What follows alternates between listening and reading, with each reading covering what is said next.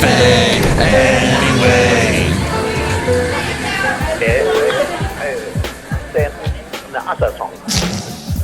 Mike's Daily Podcast. Episode 953. Hello, it's Mike Matthews broadcasting from Cafe Anyway, located somewhere in Podcastro Valley, Mont. Today, it's the return of the much-loved segment, the Cassette Cubbyhole.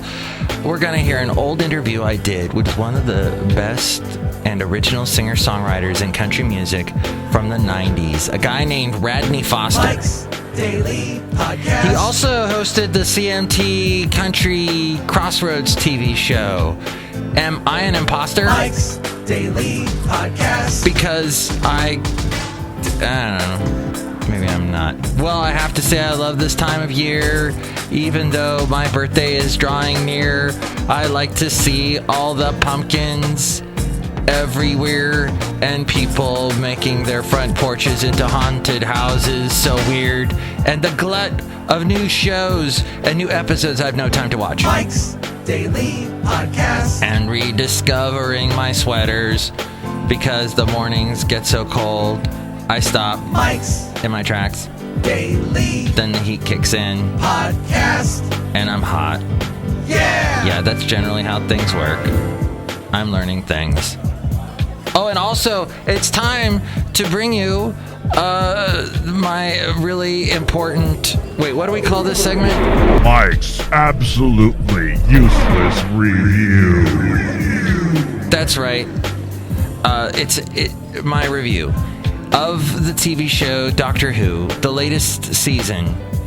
They just did this thing in the last episode where because Peter Capaldi had played other roles on Doctor Who before becoming Doctor Who.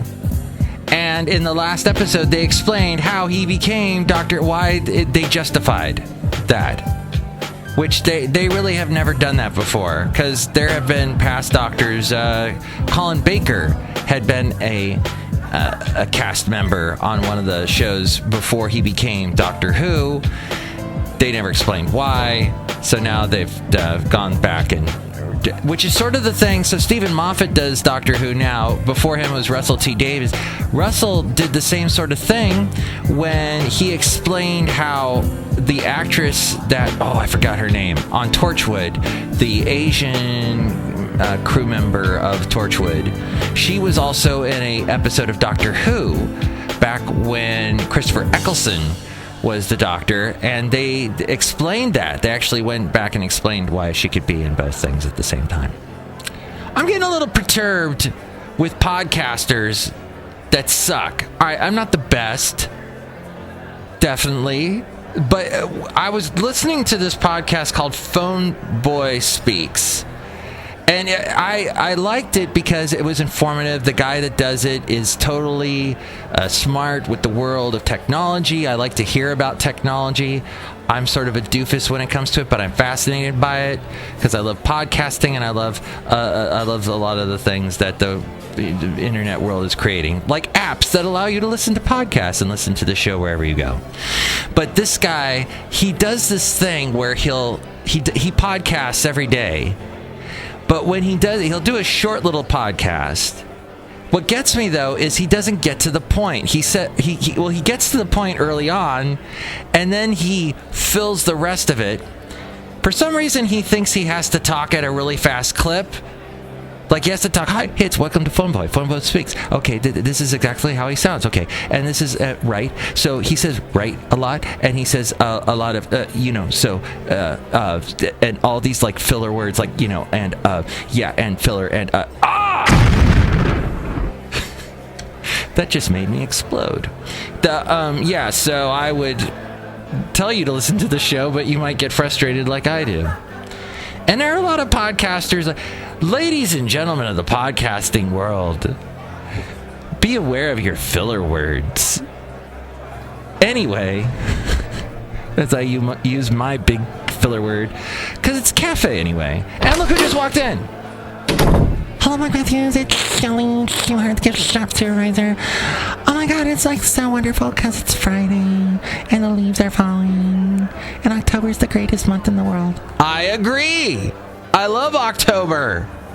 The most wonderful... gosh, Chely Shoehart.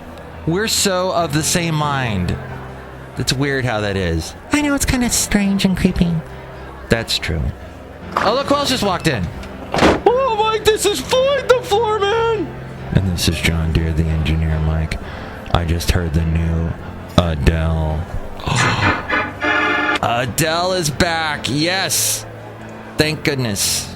We had missed her for so... Yes, and she will be calling her next album what her age is, 25. Because she's so far done that. Whenever she's put out an album, she's marked it with the age that she is. The last thing she did was the Skyfall theme. That did not become a huge hit. It got a lot of airplay because everybody was like, oh, it's the new Adele. It's the James Bond movie.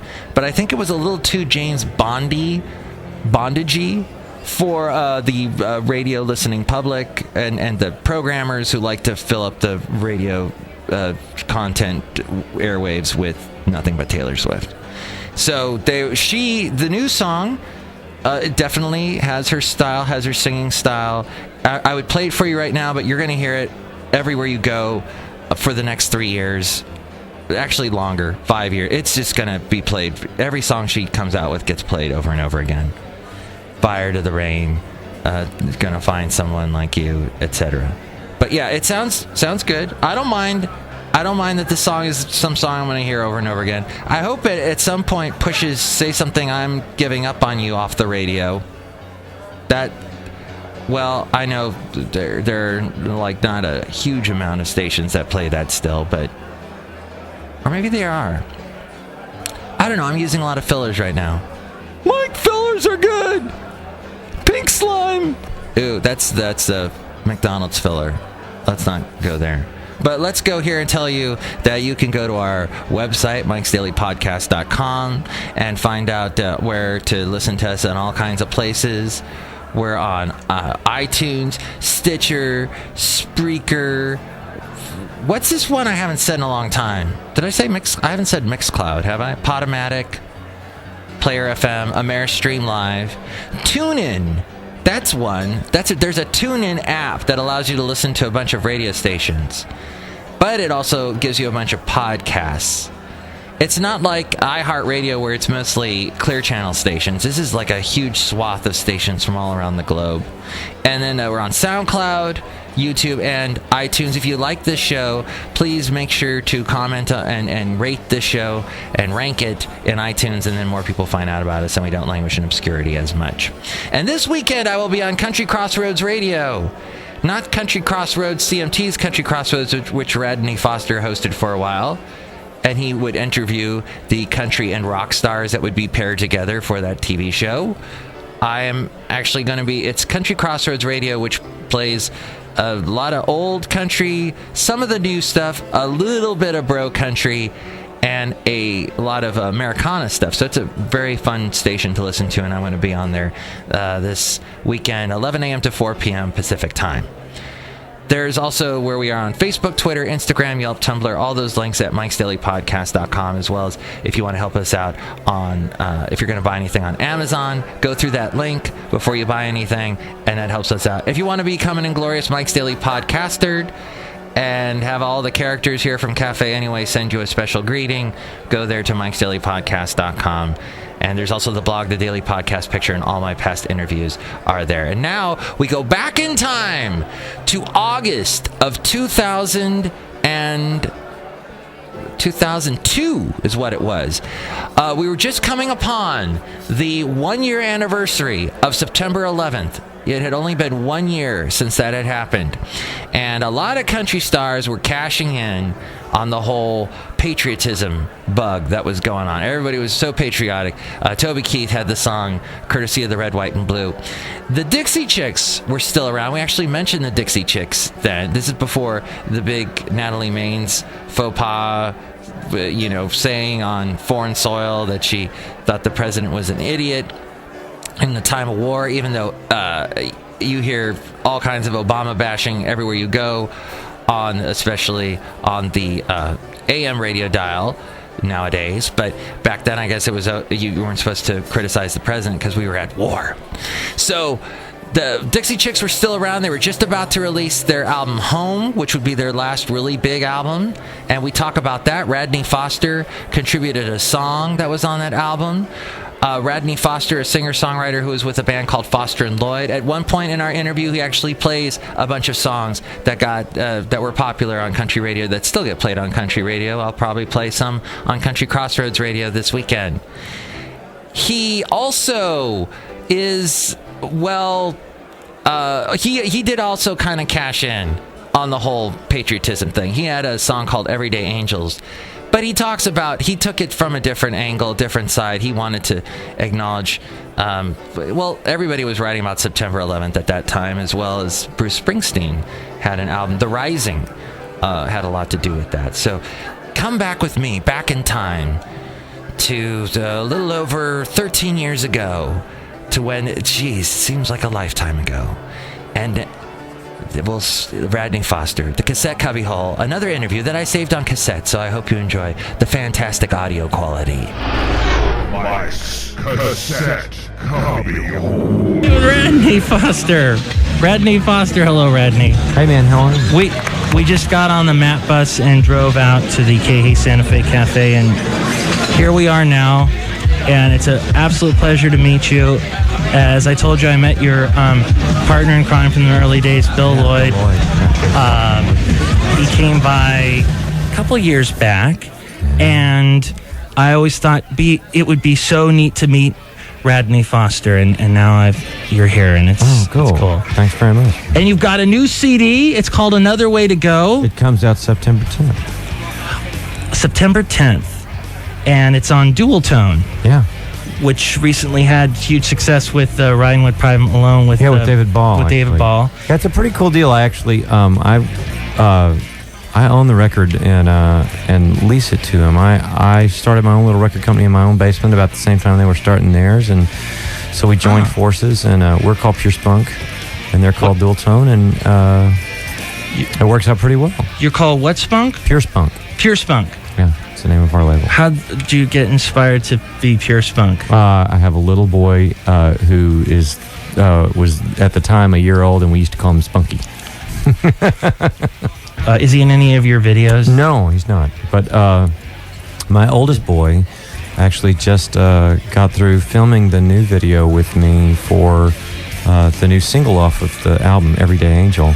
Those are all real people in that song. Yeah, I was really inspired. I was actually in an airplane on September 11th when all that stuff went down, which is a whole nother story in of itself. I mean, that is one of the scariest moments of my life. It's pretty bizarre. But in any case, I have two friends who are alive and well because of the heroism of the firefighters and policemen of New York City, who were in the World Trade Center and got out just fine. Wow. But anyway, and that really started me, and it took me about 3 or 4 days to find out if these people were alive or dead and all of those kinds of issues. And so that really got me to thinking about just how, people go and they go to their jobs, or they do the volunteer work that they do. Ordinary people doing, what they just consider to be the right thing. And that all of that sometimes adds up to really heroic stuff. And there was a woman who was really neat, who went to church with my wife and I, and my oldest boy moved to France with his mom when he was 5 years old. And right about that time, when he was 5, it was just a really difficult time. And this little 80-year-old grandmother was really, really sweet to me and my son, and just kind of let me know that it was okay and that I was still going to be his dad. And it was really wonderful rapport with my son as well. And so anyway, I didn't think anything about her other than that she was a little grandmother. And then a couple of years later, she passed away. And at her funeral, she had done all this amazing stuff that I found out about at her funeral. I mean, she had started the Feed the Homeless program at 70 years of age after she'd retired at our church. Wow. She had been involved in the civil rights movement in Alabama in the 60s and had been,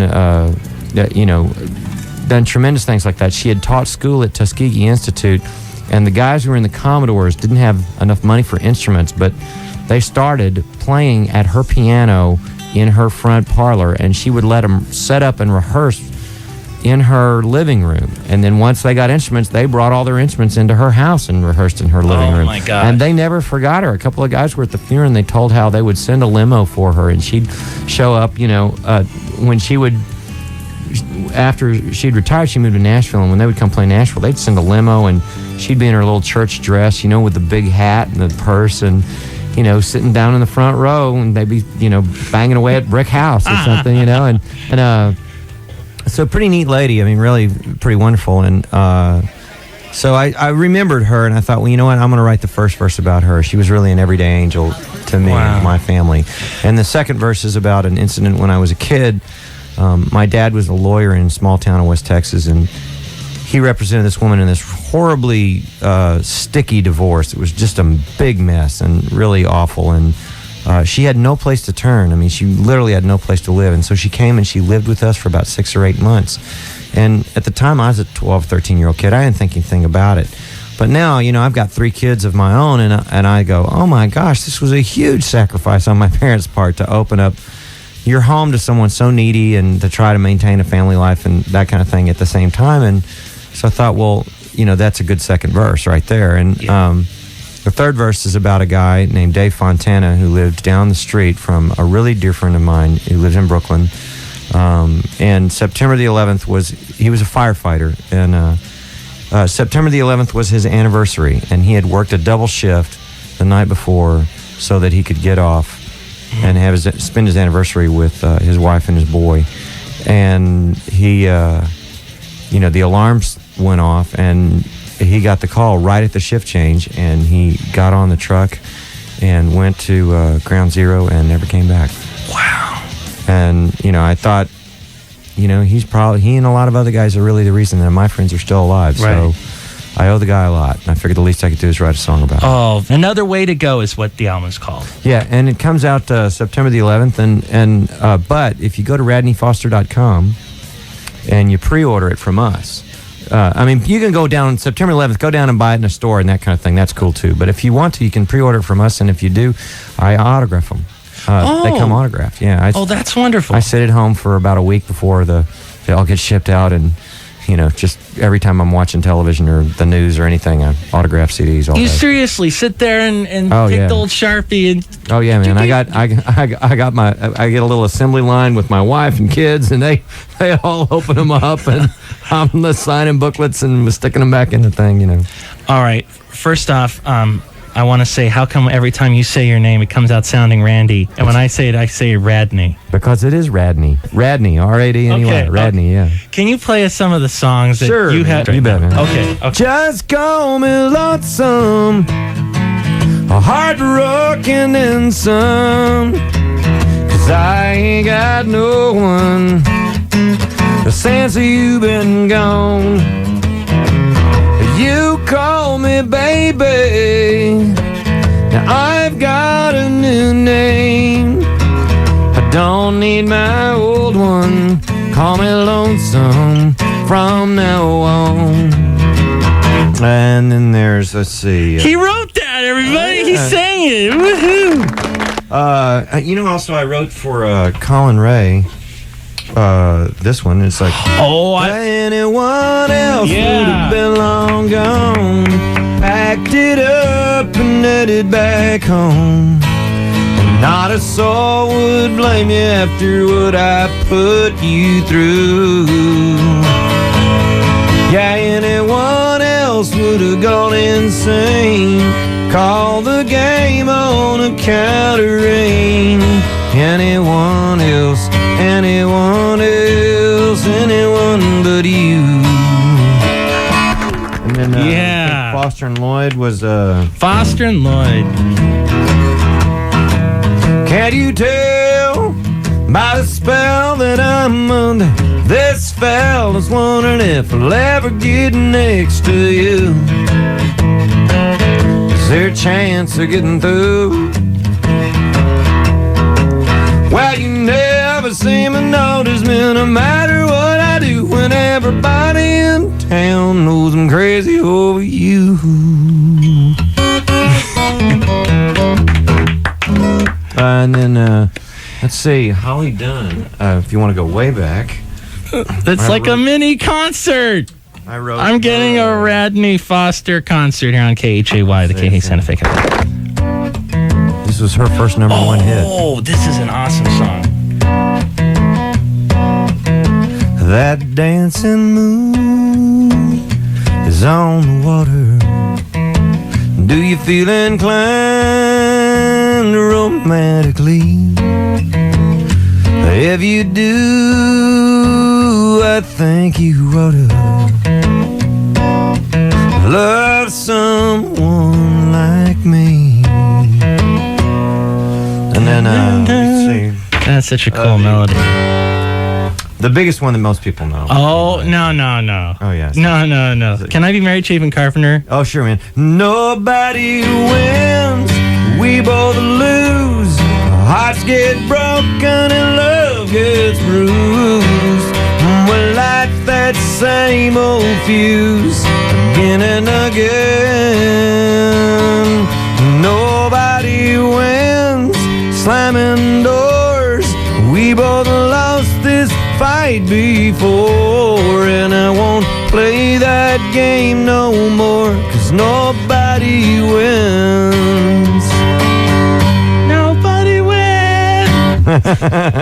Cool. She kind of wails in the She background. does wail there. in the background. That's Man, awesome. big time. All right, and now you're singing with Chely, right? That I don't woman know. is just so gorgeous and so talented and such a she's- wonderful person. She is. She's so sweet. She radiates sweetness and beauty. And how did this song come about in this collaboration? Well, actually, it was the last song I wrote with Harlan Howard before he passed away. Are you serious? Yeah. Oh my gosh. And I had told Chely that I'd cut the song, and I said, I think it needs to be a duet, and would you do it? And she was great. She came in, and she was just awesome. Well, and she told me one of the funniest Harlan Howard stories I've ever heard in my life, which was that she was supposed to write with Harlan one day, and he's like, I'm tired, I can't write, I don't feel like it. He said, come on, let's go to lunch. And so they rode over to this restaurant and bar that he loved to hang out in, and over there was Bobby Braddock, who wrote, oh yeah, he recently, I Want to Talk About Me.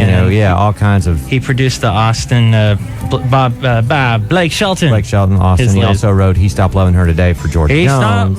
Yeah, and he's had like more hits than anybody. It's bizarre. And so anyway, him, and then also Whitey Schaefer, who wrote all those George Strait hits. Does Fort Worth ever cross your mind? yeah. Wow. So the three of them proceeded to get drunker than Cooter Brown and said, Chely, you got to stay sober because somebody's got to drive us home. And she took them from bar to bar to bar and listened to all these stories about all the old days and, back when they were hanging out with Willie Nelson and Roger Miller and in the 60s, and just hilarious stories. Drove them all home at midnight that night, drove Harlan's big Cadillac back to her little apartment, parked it there, and then give him back to him for 2 days. That must have been. We were just cracking up and just remembering what a great guy Harlan was. And Harlan and I wrote a great song. I'm really proud of that song. The first single Chely Wright ever released was a Harlan Howard song, He's a Good Old Boy. Oh, yeah. So that, and that must have been a great thing for her to cut that with It was you. really sweet. It was really fun. Okay, now, this song called Godspeed Yes, sir. is on the new Dixie Chicks album. Is this true? It has been re-recorded by the Dixie Chicks. It sure has. For Home, that comes out on Tuesday. Yeah, it sure does. Everybody's going nuts. Yeah, I excited think about that's probably going to debut, that record, I would bet money, is going to debut as the most sold record in the U.S. I have a feeling you're right, Radney Foster. So. Okay. Yeah, I'm really proud of that. It's a song that's a lullaby that I wrote for my little boy, for actually now my 11-year-old little boy. But I wrote it for him when he was moving to France with his mom, and when he was 5, and so that he would have a lullaby. And I put it on a cassette 5 times in a row so he could play it at night when he was going to sleep. And so then I ended up recording it on my album. And a few years back, an album called See What You Want to See. And the Dixie Chicks heard me do it, heard that record, but also heard me do it in concert, because I used to do it as my last encore. And they had always remembered the song. And I think after Natalie had a little boy, they decided they wanted to do that on Home. So there you go. I was really pleased, yeah. you look like you look a little hungry. I know you're up seeing Buck Oakins. Yeah. Oak Buckins. Oak Buttons. That's no. Buck Owens. That's There we the guy, go. yeah. That's it. And so here we are in the kitchen. Isn't this a nice kitchen? It is a nice kitchen. Somebody wanted to say hi to you real quick. Sure. Hello, Rodney. I'm James Bond. No, you're Sean Connery. You're not James Bond anymore. That's Pierce Brosnan. Yeah, he's a different guy. He's a young little. All right. Okay. What did you want to tell Mr. Radney Foster, Sean? Well, first off, I want to tell him that he looks better than you, Matt Michaels. All right. And that's basically it. And if he could give me some tickets to his next show, I'll be happy. Now get out. I'm making something that's explosive. No. Yes. All right. Well, we're leaving.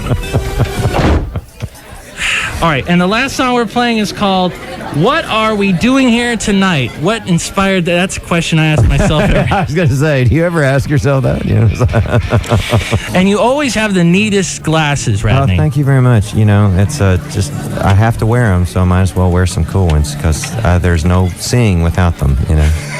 And, That's my philosophy, too. I ain't going to do the contacts. well, you know what? I have such terrible allergies, I can't. I probably would have done them years ago, but I have terrible allergies, and I am not, as the doctors like to say, I am not a candidate for contact lenses. Kenny Chesney is the same way. He's got to like leave Nashville once a year because of the allergies. Oh, yeah, it's pretty bad, yeah. So I just told you a little secret. Shh. Okay, but the album is called Another Way to Go, Radney Foster, and it's on Dual Tone. And any websites or anything you want to Yeah, tell? if they go to radneyfoster.com, then they can get it autographed. I autograph them. This has been an absolute highlight of my existence to be able to interview Radney Foster. I've got to tell you. Thank you. I'm being absolutely sincere about that. This is so cool. Oh, bless your heart. I feel like Chris Farley on the Saturday Night Live when he used to go, "This is great!" Oh!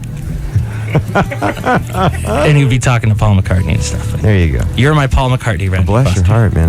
That's high praise. All right, and here we go. Nobody wins. Thank you once again, Radney Foster. Radney Foster on Mike's Daily Podcast, back when he was on the Hey Santa Fe Cafe. As we go outside a cafe anyway, we're bringing you Mike's Daily Podcast somewhere in Podcaster Valley. And here's today's podcast picture. And the podcast picture was taken from the Hayward Hills, looking out towards San Mateo, Bruno, Carlos, all those sands over there in the peninsula. A beautiful sunset was happening, and I got that picture. You see, I think San Mateo Bridge is in there. And it's a really great picture. I hope you like it. Mike'sDailyPodcast.com. Chely, did you like the picture? Mike Matthews, I like all the pictures you take. They're like so simple. My pictures are simple. Yeah, they're simple. You look at them and you go, oh, that's a picture of like some massive water somewhere. I do take a lot of water pictures. Yeah, a lot of bodies of water pictures. And there's the one that was taken of you by Haley. Ding, ding, ding. We mentioned Haley once in this podcast, finally. There you go, Haley. That's for you. Haley's probably listening right now, going, why aren't I on that show? And why isn't Kevin on this show? Yes, Kevin was supposed to be on the show, but he got really busy. He produces a morning show for one of our AM stations, so I didn't get a chance to have him on. And even though he told me a fantastic story about Alton Brown, and he was actually on the stage of an Alton Brown concert. Alton Brown, the cooking guy from Cutthroat Kitchen, he used to have that show called Good Eats, and he does these shows where he gets up on stage and he'll pull people from the audience. He pulled Kevin onto this. I never knew this about Kevin. We were talking about Alton Brown, and I've watched a bunch of his shows, and we were laughing about how Alton can be so particular. You've got to make your own pepper. You can't use the pepper that you find at the store everywhere and it's cheap. No, you've got to make it yourself. Here's what